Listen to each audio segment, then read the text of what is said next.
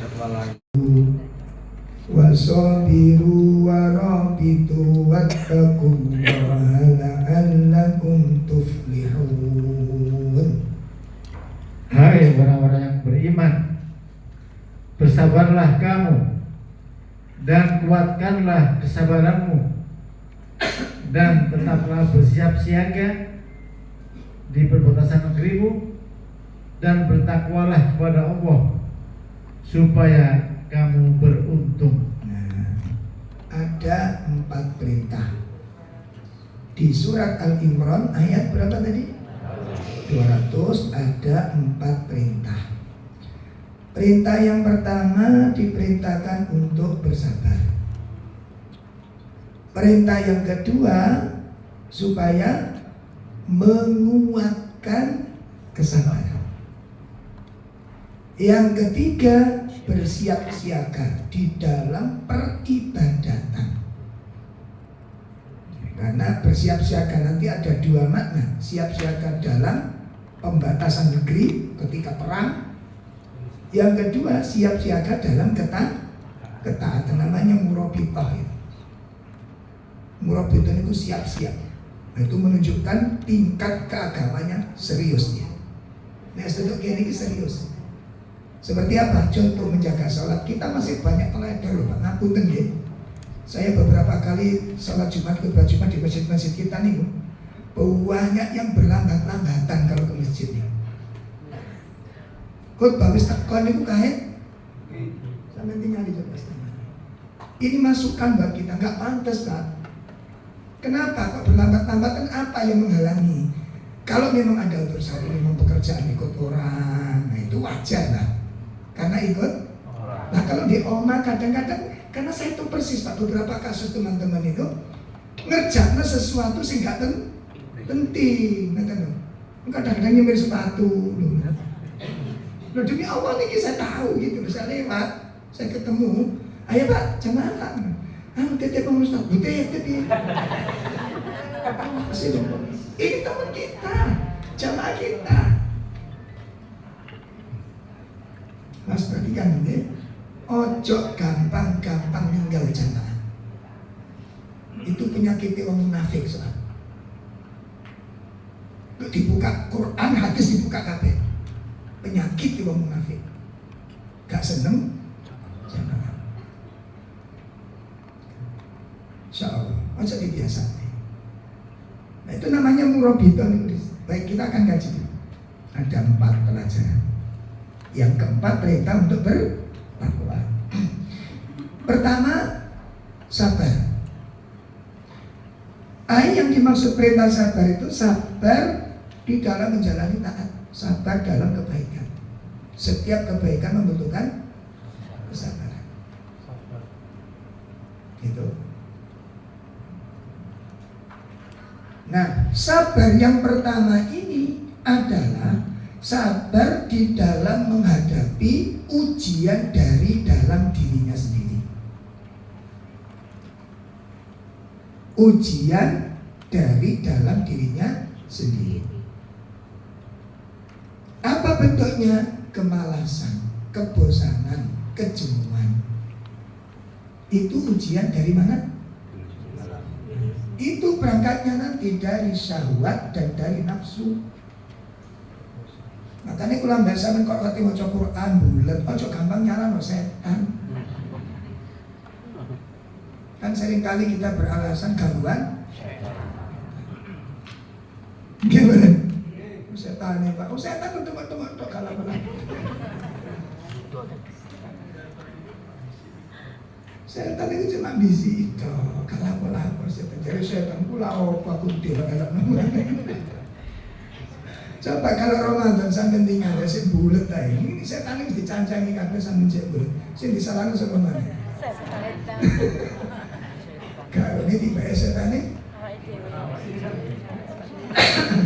Pun itu yang pertama, sabar di dalam menghadapi ujian-ujian yang ada dalam diri. Kemalasan kudu dilawan.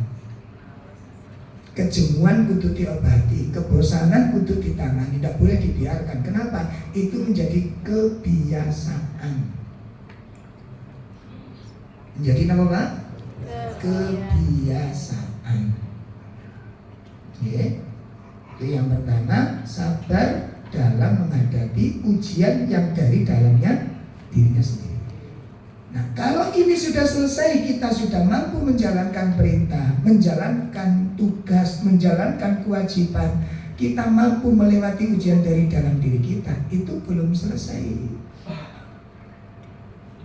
Kita akan diuji oleh Allah dari orang-orang yang ada di sekitar kita.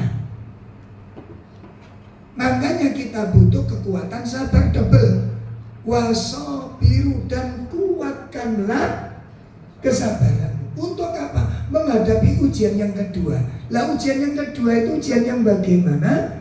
Ujian yang kedua itu yang datang dari orang-orang di sekitar kita. Apa ujiannya? Gak setuju kita berubah jadi lebih baik gitu. Kita berubah, menerima kebenaran, menjalankan ketaatan, konsisten, komitmen, serius beragama, itu belum tentu disepakati orang-orang di sekitar kita. Saya paham? Istri berubah, ingin berbusana muslimah yang benar, belum tentu suaminya sepakat. Ini pulau pergi kelambi kelobi biasa lah. Ada begitu?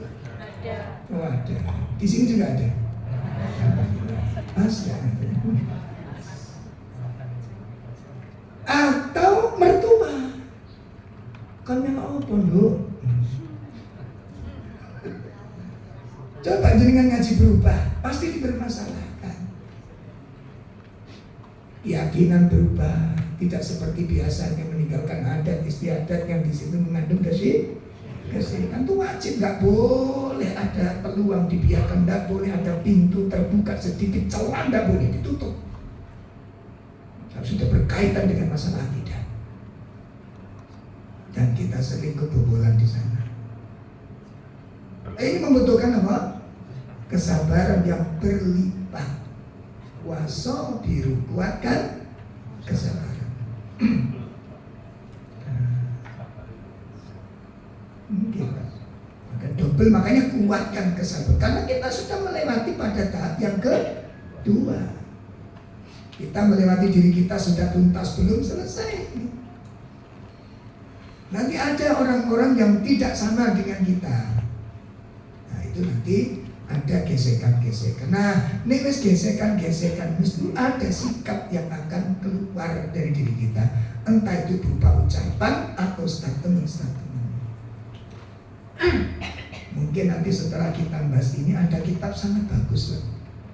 Kemarin kita temukan, kita dapatkan, alhamdulillah. Materinya sangat sederhana, tapi itu luar biasa. Ya, ada kitab namanya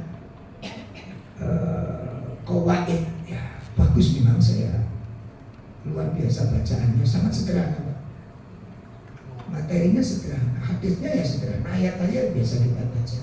Cuma memandang dari sisi yang beda, lebih ke dalam, lebih menyelami, lebih spesifik pembahasan.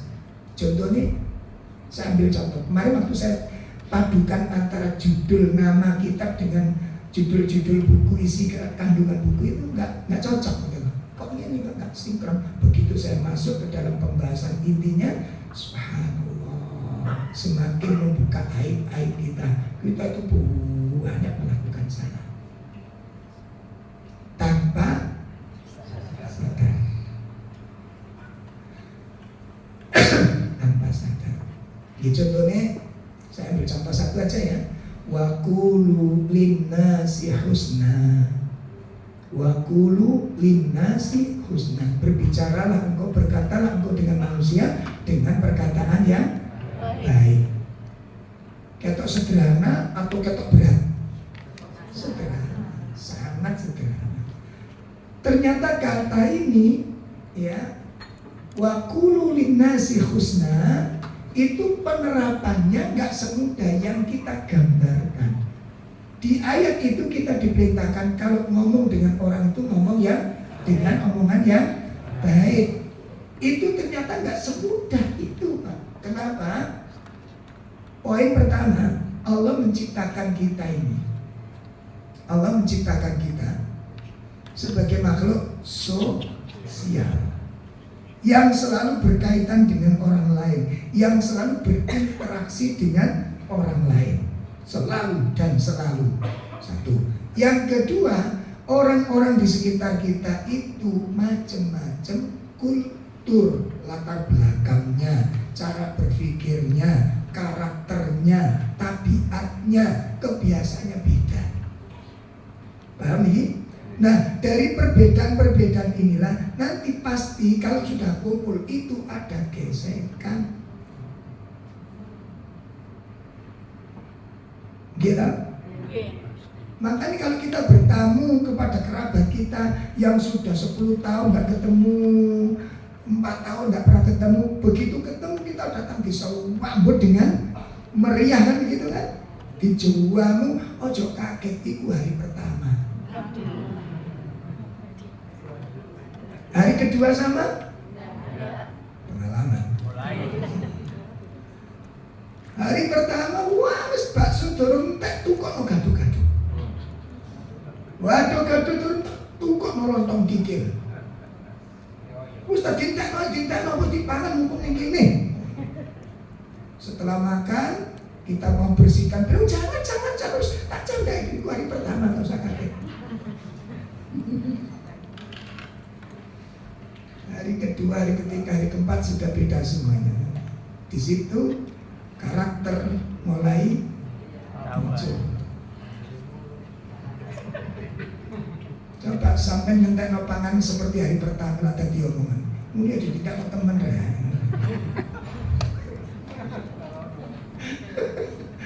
Allah. Ketika terjadi gesekan pasti banget. Pasti banget. Pasti gesekan. Ya, anak mantu kemarin ada teman-teman mau mantu, alhamdulillah Ustaz, tunannya ini calon mantu saya, alhamdulillah mudah-mudahan soleh kabatin turun. Bener, jangan setahun kesuwen.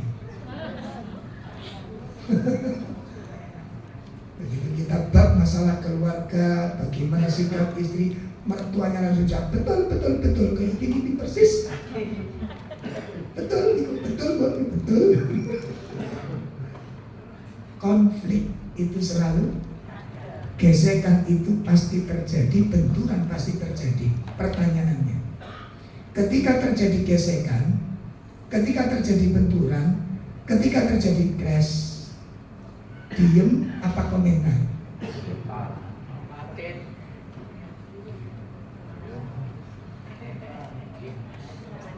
Diam apa komentar?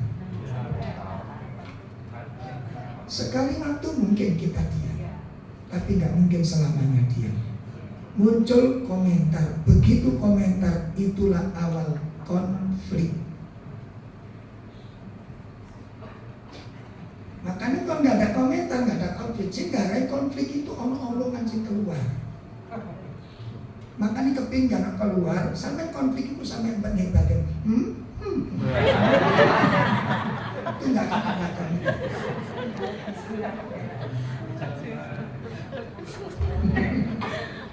Bila suaminya, ya apa karepmu ku ya apa? Iki sing gawe konflik kita. Betul Ibu? Kenapa di berita YouTube rame? Karena ada yang ngomong. Coba kamu ngomong, batin kakek, karena konflik. Sehingga konflik itu apa? Omongan.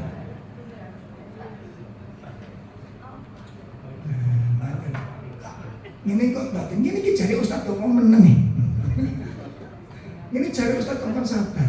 Enak Ustadz, budi rasanya Ustadz. Sampun, itu dalil-dalil tentang wajibnya sabar. Bon, kita pindah poin 3. Jadi setelah hukum sabar, jadi sabar hukumnya wajib. Kenapa kok sabar dikatakan wajib? Sebab ketika kesabaran hilang, maka terjadilah sebuah kerusakan. Kenapa sabar itu wajib? Sebab ketika sabar itu hilang, terjadilah kerusakan. Nanti bisa dilihat di dalam kajian kami, di YouTube sudah ada, insya Allah.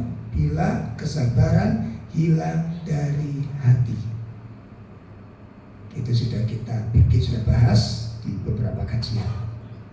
Bila kesabaran hilang dari ibu bapak, sakit bayangin didik kalau kita bawa ke areal keluarga kita, sabar wis gak ono tuh ya.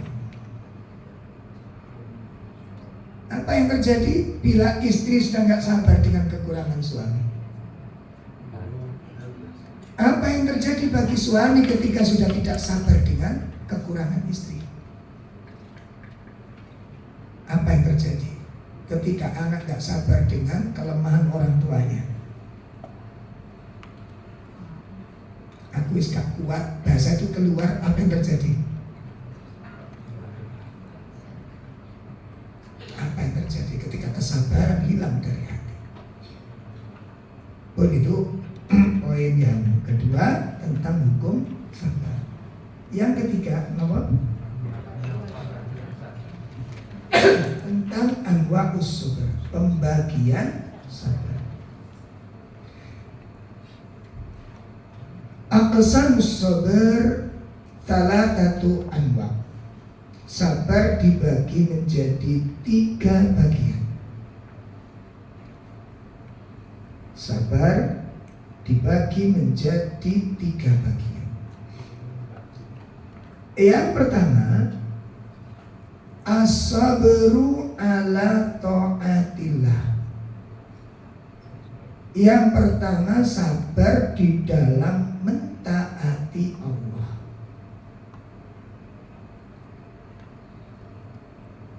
Sabar di dalam mentaati Allah. Yang kedua, as-sabru an maharimillah. As-sabru an maharimillah. Sabar dari perkara yang Allah haramkan. Yang kedua, sabar dari perkara yang Allah haramkan. Yang ketiga, as-sabru ala aqdarillah al-mu'allimah. Ya, sabar dari takdir yang tidak disukai.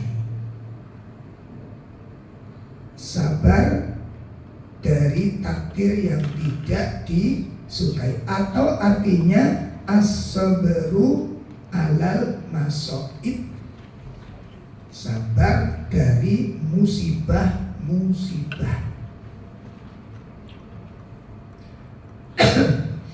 Sekarang kita sedikit bahas kenapa di dalam 3 hal ini membutuhkan kesabaran. Pertama apa? Sabar di dalam mentaati Allah. Kenapa dalam mentaati Allah itu dibutuhkan kesabaran? Li'anna fin nafs al-masyaqqah. Karena di dalam jiwa manusia itu ada beban.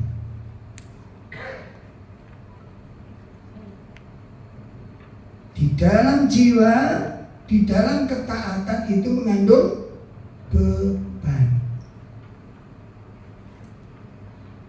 Nah, dari beban inilah muncul rasa-rasa yang gak enak di dalam hati. Ada bosen, ada capek, ada jemu, ada males, ada emosi di sana. Kenapa? Ada beban. Nah, coba kalau bapak-bapak pulang turun mobil, sekerumah kumus, sing kumus-kumus, awake pegel, sing lanang ketok medudut. Pas nih Pak. Pas untuk ngapain?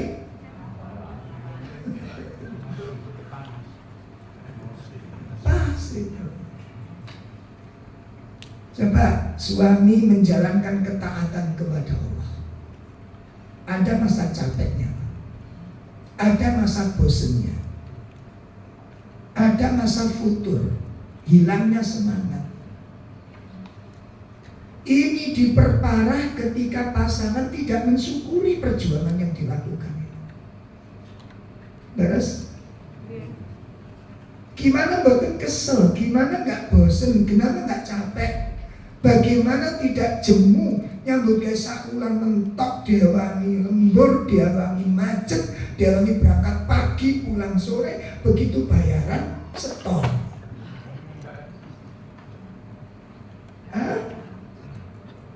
Diserahkan semua kepada sang bendahara.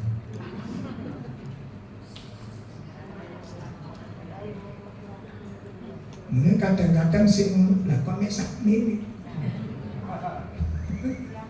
Itu konflik.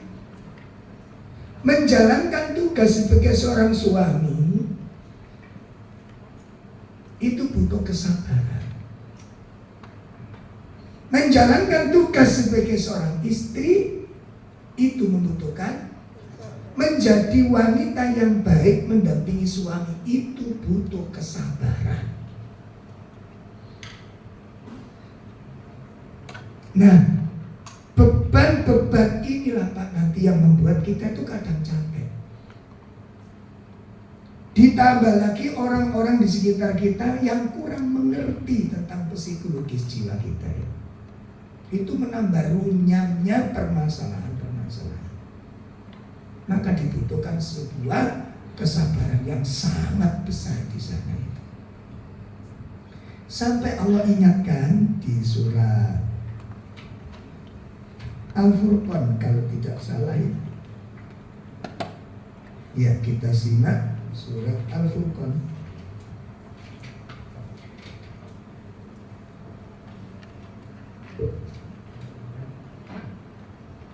Ya, surat 25 ayat 20.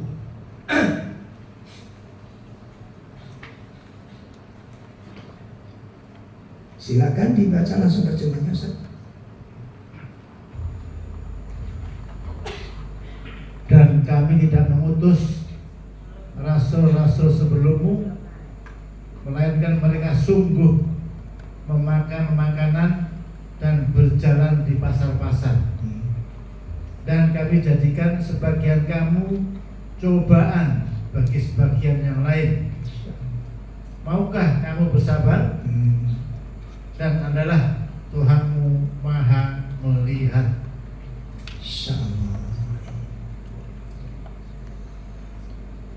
Ayat ini menjelaskan bahwa masing-masing kita itu memiliki potensi untuk menjadi ujian bagi yang lain. Saya ulangi, masing-masing kita memiliki potensi untuk menjadi ujian bagi orang lain. Suami akan diuji oleh Allah dengan istrinya. Istri itu akan diuji oleh Allah dengan suaminya. Orang tua diuji oleh Allah dengan anaknya. Anak diuji oleh Allah dengan orang tuanya. Tetangga diuji oleh Allah dengan tetangganya. Semua orang berperan di sana. Majikan diuji oleh Allah dengan pembantu, diuji oleh Allah dengan apa bentuk ujiannya? Kekurangannya. Apa bentuk ujiannya? Ini kalau kita bicarakan tentang konsep kaidah rumah tangga menarik banget. Kita diuji dengan kekurangan masing-masing ini. Istri diuji dengan suaminya. Apa ujiannya? Kekurangan suaminya. Itu ujian bagi sang istri. Ya, suami diuji oleh Allah dengan istrinya. Apa kekurangan? Kekurangan istrinya itu ujian bagi suami. Makanya di ayat berikutnya disebutkan atas birun, maukah kamu bersabar atas kekurangan yang ada? Jelas ini Pak? Karena kita bukan manusia sempurna Pak. Kita bukan manusia sempurna. Bukan manusia sempurna.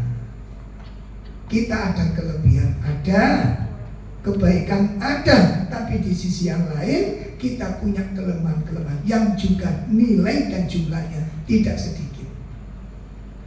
Makanya kadang-kadang kalau saya dengarkan ibu-ibu yang lagi studi banding terhadap suaminya, kan ada ibu-ibu, ini bojoku Mbak. Ada ibu-ibu?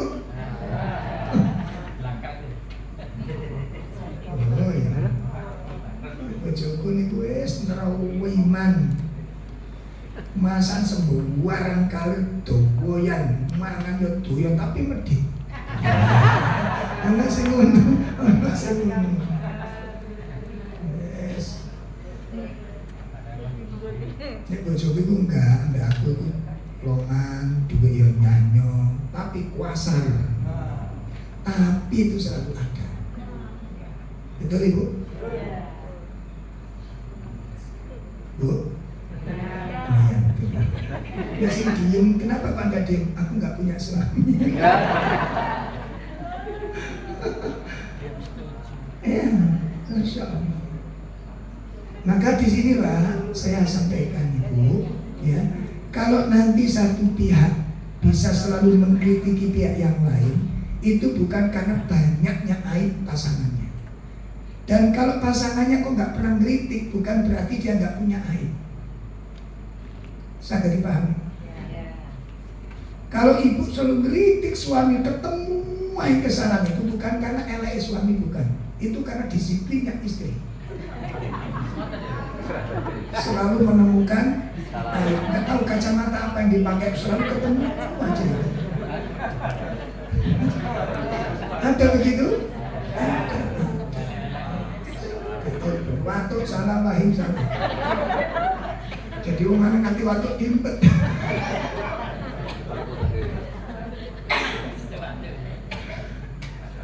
Nah kalau kemudian si suami sebaliknya nggak pernah ngeritik kepada istri, itu bukan istri selalu benar, itu karena saking apike wong lanang. Kenapa kadang-kadang memang nggak diucapkan, jangan itu kesalahan biasa, supaya melaku sambil berjalan dia akan berbagai. Kadang-kadang itu sebaliknya, suami yang selalu kritik karena dia melihat dengan kacamata mikroskop. Jadi benda sing ketok uget-uget cilik ketok. Dan kalau istri kok diam saja kepada suami bertingkah ini, bukan berarti suaminya selalu benar. Itu saking apike bojomu sing ngedok. Gak terlalu banyak kom. Itu bukan karena kita gak banyak salah. Diracun. Sadis gitu ya.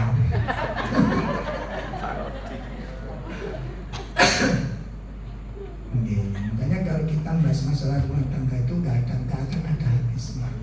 Nah, dari sinilah firman Allah berfungsi, ayat Allah berfungsi. Dari kondisi ini kita masing-masing punya aib, masing-masing punya kekurangan. Jelas ini? Orang yang punya kekurangan menikah dengan orang yang punya kekurangan, pripun memadukan. Karakter beda, kultur beda, watak beda. Terus dikongkon sakinah mawaddah warahmah itu kok diceritani. Nah, disitulah ayat Allah berfungsi. Kalau sudah demikian, mungkin nggak kita membuat rumah tangga, membangun rumah tangga sakinah mawaddah warahmah? Mungkin apa tidak dengan kondisi yang sama-sama cacatnya? Jawabnya sangat mungkin. Kenapa? Ada petunjuk dari Allah untuk menuju ke sana itu. Apa petunjuknya? Allah menggambarkan suami istri itu sebagai pakaian. Hunna libasul lakum wa antum libasul lahum. Istrimu itu sebagai pakaian bagimu. Dan kamu laki-laki itu pakaian bagi istrimu. Apa fungsi pakaian? Maka perlakukan pasanganmu seperti pakaian yang kamu cintai. Ibu kalau punya pakaian yang dicintai, walaupun dedel duel sih digaya, bukan sobek, dedel duel. Itulah Anda. Itu hakikat cinta. Anda mencintai suami karena apa? Suami mencintai istri itu karena apa?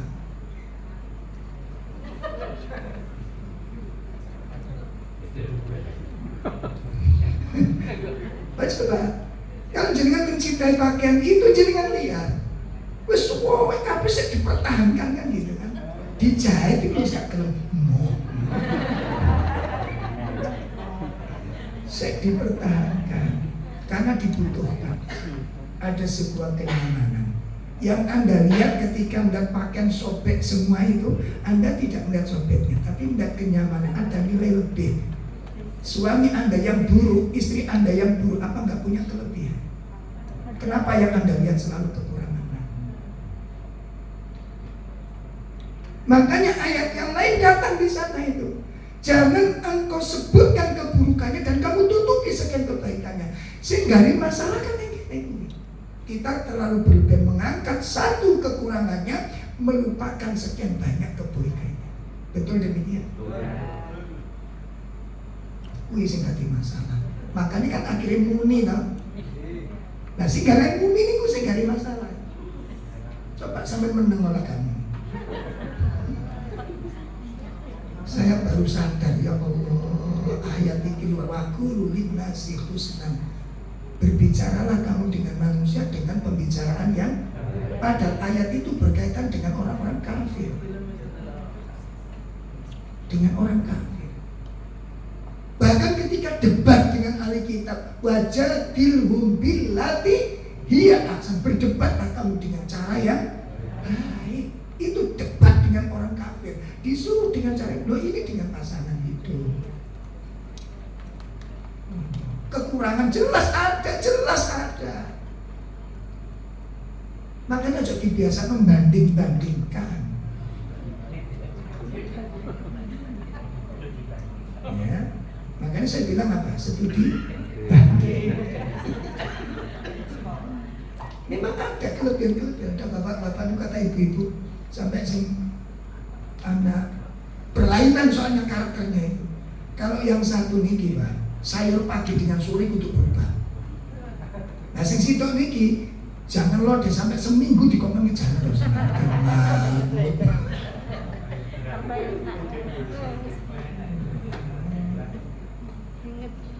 nek bojoku enggak mbak cerong banget mbak, bisa karuan. Selalu ada.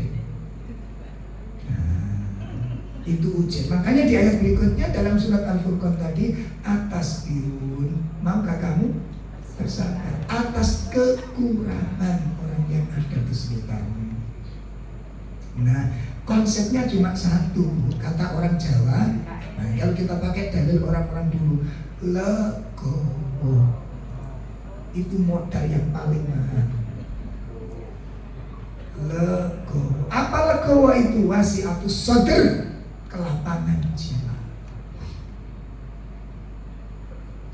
Modal paling utama membangun rumah tangga untuk menciptakan sakinah itu bukan tanpa konflik.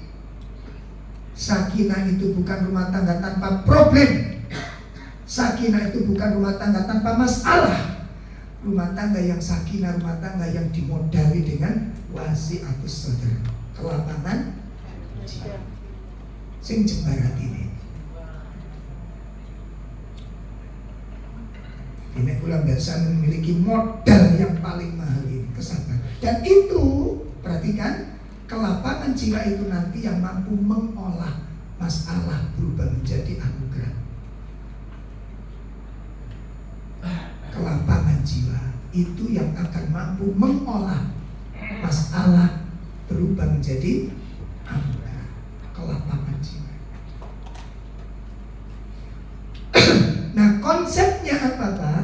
konsepnya satu kata, misi. Apa konsepnya? Misi. Satu kata. Ngapunten Bapak Ibu, ini yang telah banyak hilang dari benak dan rasa kita.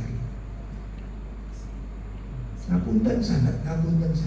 Ini yang sekarang banyak hilang dan tidak sadar. Itu hilang dari rasa kita, hilang dari perasaan kita, hilang dari jiwa kita tanpa sadar. Misi. Satu poin penting perlu kita catat, perlu kita simpan, dan perlu dipahami betul. Allah menjadikan diri kita di posisi yang punya status begitu banyak. Status kita banyak. Walaupun kita nggak punya HP, tapi memiliki status. Saya ambil contoh. Status saya di rumah, saya sebagai suami dari istri saya. Saya di rumah sebagai orang tua dari anak saya. Saya jadi anak dari orang tua saya. Itu status saya di rumah tangga saya. Saya menjadi adik dari kakak saya. Saya menjadi saudara bagi saudara saya. Itu status saya. Pertanyaannya, pada saat saya berposisi sebagai suami, apa misi terbaik saya kepada sebagai suami? Punya misi nggak suami? Apa misinya? Ketika ibu berstatus tahu aku sebagai seorang istri, apa misi Anda sebagai seorang istri? Apa sih misi itu?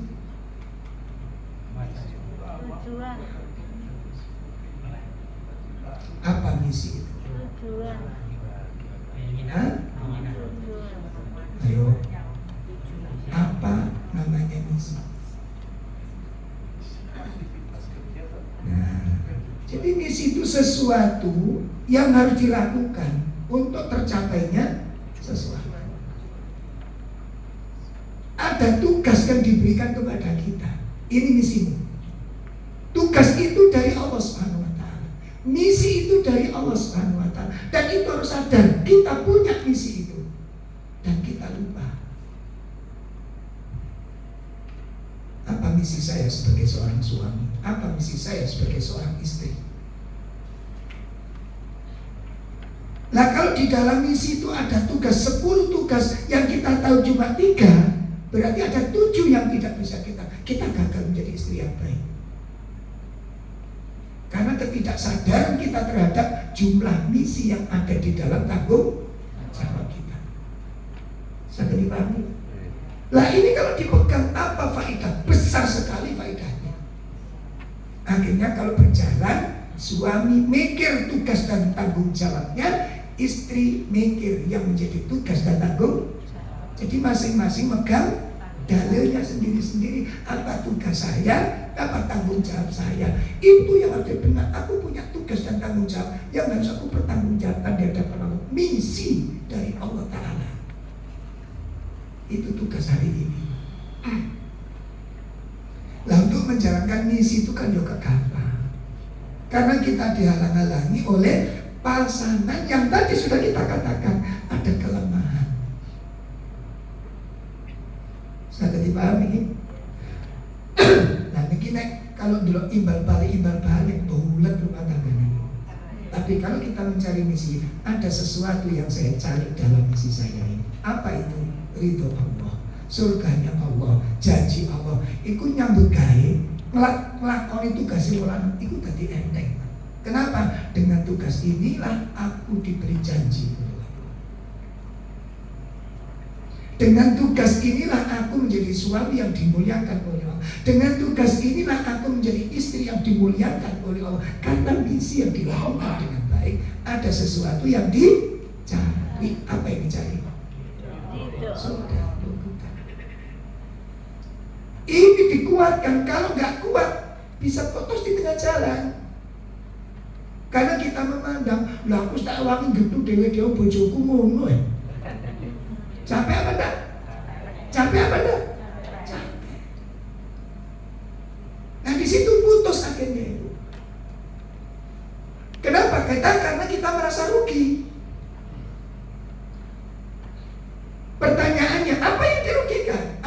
berbuat baik Anda yang tidak dihargai oleh pasangan itu hilang? Pertanyaannya di situ pertanyaan. Kebaikan yang sudah Anda lakukan, yang nggak dilihat, yang nggak diakui oleh pasangan, apa hilang? Terus apa yang dirugikan? Kenapa berhenti berbuat baik? Capek Ustaz. Ini butuh pijet ya. Di situ letaknya. Dan kekuatan misi menjalankan tugas dan tanggung jawab tergantung cita-cita Kulasa untuk merebut surga itu sejauh mana. Di kuno kekuatan jiwa Kulasa sama nanti terbangun. Kembali kepada cita-cita lagi, balik lagi kemana? Ilmu dan keimanan. Makanya Nabi Nuh gak pernah capek dalam dakwah. Kenapa? Tugas dan misi. Tugasku menjalankan, menyampaikan risalah sampai akhir hayatku ini terjatuh. Selesai tugasku. Selama hidup tugas ini gak akan selesai. Masya Allah. Soal orang mau nerima dan nerima itu bukan misi saya apa? Menyampaikan. Sudah dilakukan, sudah. Berarti selesai tugas. Maka demikian pula ibu dalam menjalani rumah tangga, dalam bertetangga. Gak capek kita berbuat baik dengan tetangga. Aku tak sopo terus gak nyopo ya tak jarang kok salah mani. Kan itu yang menjadikan masalah. Ada kerugian ketika kita berbuat baik dengan tetangga dan tetangga gak ngurusin? Itu jawabannya. Tapi kenyataannya. Makanya jawaban itu belum tentu dengan perbuatan. Baik, itu yang pertama. Kenapa di dalam ketaatan butuh kesabaran? Karena di situ ada beban, ada ibtilah, ujian-ujian yang harus dihadapi. Satu. Yang kedua, sabar dari perkara yang Allah. Kenapa? Apa maksudnya sabar dari perkara yang Allah haramkan? Yang dimaksud sabar dari perkara yang Allah haramkan adalah menjaga jiwa, menjaga nafsu dan mengendalikannya. Jangan sampai tertipu, tergelincir, kemudian jatuh di dalam perkara yang Allah larang. Kenapa kok butuh kesabaran? Karena di dalam diri kita itu ada nafsu. Di dalam diri kita ada nafsu, di mana nafsu berperan apa? Selalu mengajak kepada keburukan. Nafsu selalu mengajak pada keburukan, mendorong, menarik, memaksa dan terus menerus untuk mengajak kita dalam berbuat buruk. Surat Yusuf ayat 53. Surat Yusuf ayat 53. Oke, silakan. Surat 12. Surat 12 ayat 53. Wa ma ubarri'u nafsi innan nafsa la'ammaratun bisu'i illa ma rahima rabbi inna rabbi ghafurur rahim.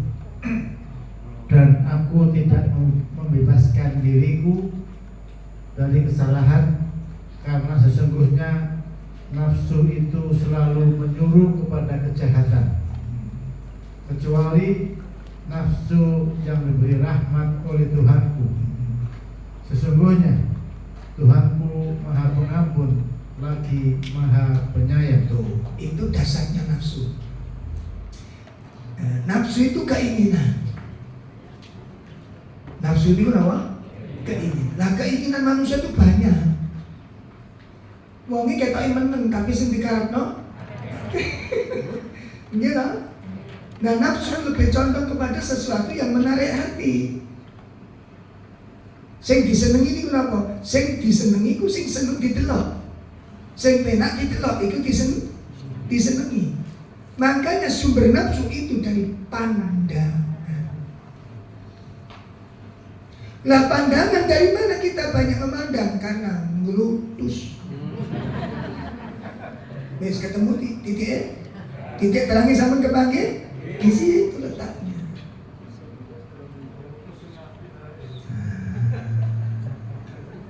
Nek bahasa ini ku simpel ya, jalan-jalan lapis delok-delok tok ya gak mungkin. Gak mungkin. Semua masalah besar itu dari pandangan. Masalah besar itu dari kan kula biasa gak usah protes kita. Kadang-kadang kita protes dengan logika itu. Masih delok kok apa sing penting ati itu, sing munafik niki. Saiki pertanyaan sampe niki wong lanang normal apa ora nek ngono ae. Wis ayo. Sampe wong lanang normal apa ora? Nek ngono ae. Nek normal gak usah alasan. Gak usah alasan. Mata memandang hati gak komen niku aku pin wonge. Amin wonge. Sing penting atine Pak munafik nih. Nah itu saya ngomong satu-satunya munafik. Bisa tak Anda mata memandang hati gak komen bisa? Gak bisa. Saya lihat saya. Bangun kok jadi penting hati ini. Itu berarti jenengan alhamdulillah sehat. Ya sampean delok kok ngene iki ndelok apa meneng. Nah iki bahaya iku gak boleh pedhot.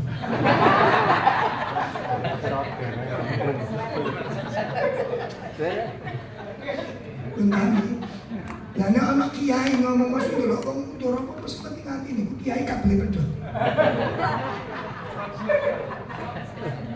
Psikologis manusia itu nggak bisa, mata itu pandangannya langsung ke hati. Dan mata, makanya Al-Quran menghubungkan Ghodul basar, tundukkan pandangan, jaga kemaluan. Apa hubungannya mata dengan kemaluan? Apa? Gak bisa mata melihat hati Kak Kon itu gak bisa. Wong itu satu link, satu poin. Begitu lihat langsung respon, lihat langsung respon. Itu pandangan. Itu dirinci wonten gini kita pada wadah rinci sekali, nggak bisa dengan kali kalau alasan itu nggak bisa. Oh kita ngajinya sudah makrifat, di atas makrifat sampai itu maksiat. Makrifat apa nih?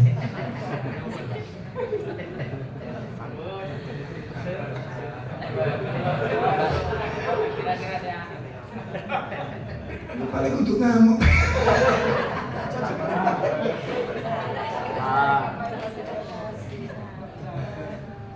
Sama dengan ngomong hati, saya ngomong meso, tapi hati saya pikir, itu kok kesurupan. Orang ngomong kalau bukan dari hatinya ada 4 kemungkinan. 1, ngelendur. 2, kesurupan. 3, mabuk. 4, gila. Pilih sama sini.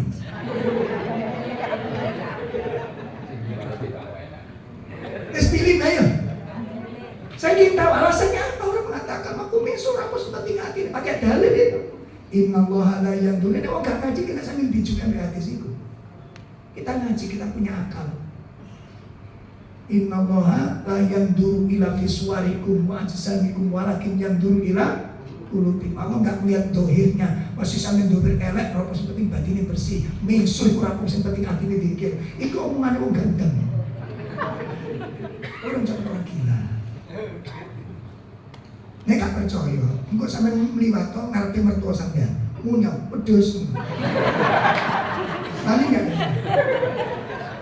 Lho wani enggak? Engko mertua sampean ngomong boleh? Lho Mbak, niku cangkem kula tok, ati kula mboten. Bapak niku malaikat. Berani enggak? Atau duduk di depan orang yang Pak Kiai tadi itu yang mengatakan itu setan. Berani enggak? Oh itu lambe kula Pak Yai niku. Ati kula mboten jenengan koyo nabi. Orang gila begini. Nah kalau orang yang nggak pernah ngaji sampai bijuk di hadis itu kena. banyak yang ketipu dengan hadis ini. Hadisnya nggak salah, orangnya yang salah menafsirkan. Dan ini pun jeprah, apa jeprah? Pas depan nggak karu-karuan pemahaman. Makanya kiai banyak kiai misu-misu, sangat datang guru di kunti. Oh itu kemungkaran. Alasannya menjaga apa jenis? Untuk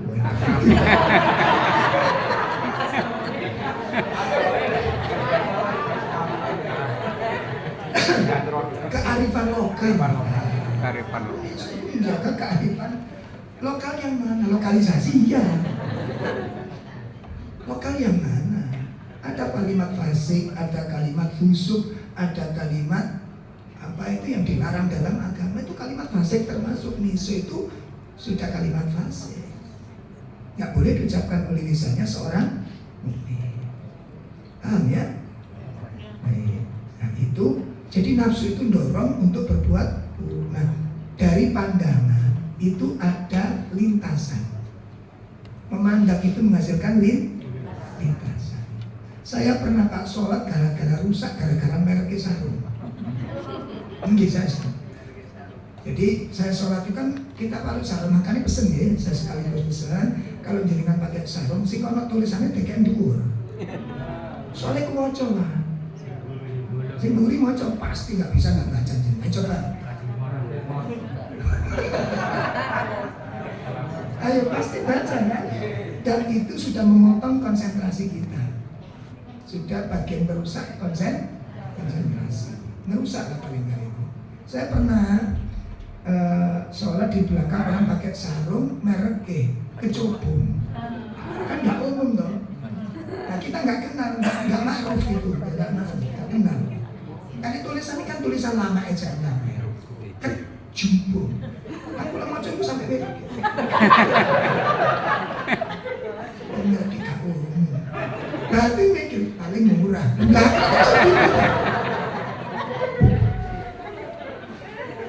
Karena setelah itu jarak beberapa waktu istri cerita ini lebih bisa mengkata tukang sarung perami kalung api ya.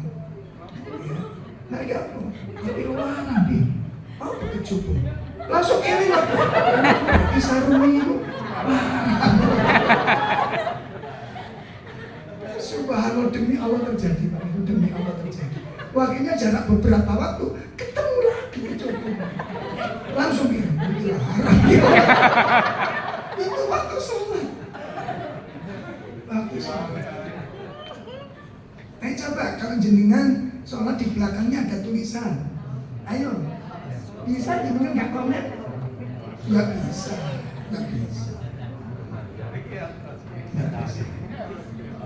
Jelas ya?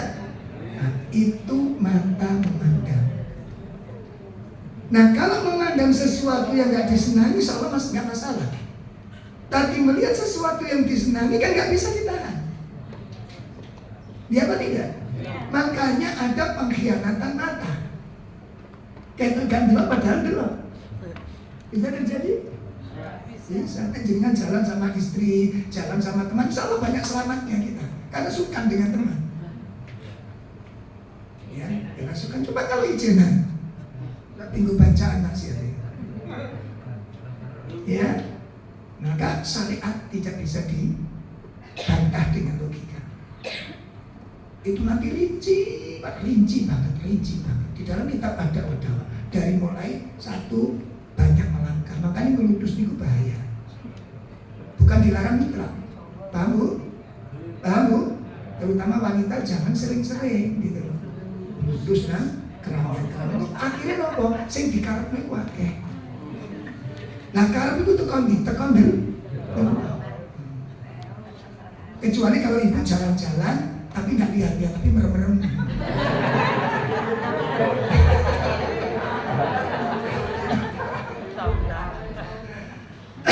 Ya orang iso nggak usah dilogikakan, nggak usah diotak-atik. Syariat itu benar. Syariat itu benar. Nggak usah dibantah dengan logika, dengan alasan-alasan yang tambah merusak, ya. Nggak usah. Makanya tadi saya bantah dengan keras itu. Sementing hati ini nggak bisa. Normal kok. Mata memandang, hati pasti, dan dorongan nafsu nggak bisa ditutup-tutupi. Nggak bisa itu yang kedua, kenapa kita sabar di dalam menghadapi larangan. Makanya ketika menjalankan perintah dan menjauhi larangan, berat mana? Menjalankan perintah dengan menjauhi larangan. Menjauhi, padahal logikanya mestinya meninggalkan perintah, ya. Menjalankan perintah itu logikanya lebih berat karena harus kerja, harus bergerak. Meninggalkan sesuatu itu harus nganggur. Adakah bekerja dengan nganggur lebih berat? Nganggur? Ada, yaitu nganggur dari Kenapa kok berat? Karena maksiat dicintai oleh nafsu. Sehingga repot meninggal maksiat karena nafsu mencintai. Lah meninggalkan yang dicintai itu berat. Jelas ini? Meninggalkan yang dicintai itu berat. Makanya sering kali kita temukan, kapan sampai tinggal belajar Pak? Kan tinggal belajar sehari kok Pak. Tapi ini soalnya ada cinta di mana? Ada cinta. Pun itu yang terakhir, sabar dari takdir yang tidak disukai atau musibah, ya, atau musibah. Sabar terhadap takdir yang tidak disukai. Ini pembahasannya agak panjang. Ini waktunya sudah habis. Sama sing ngatur. Kalau berlebihan nanti kolesterol. Kan dalam Islam itu nggak boleh. Baik, akan kita lanjutkan insyaallah pada pertemuan yang akan datang. Karena itu memang untuk mengkaji bab sabar itu butuh kesabaran.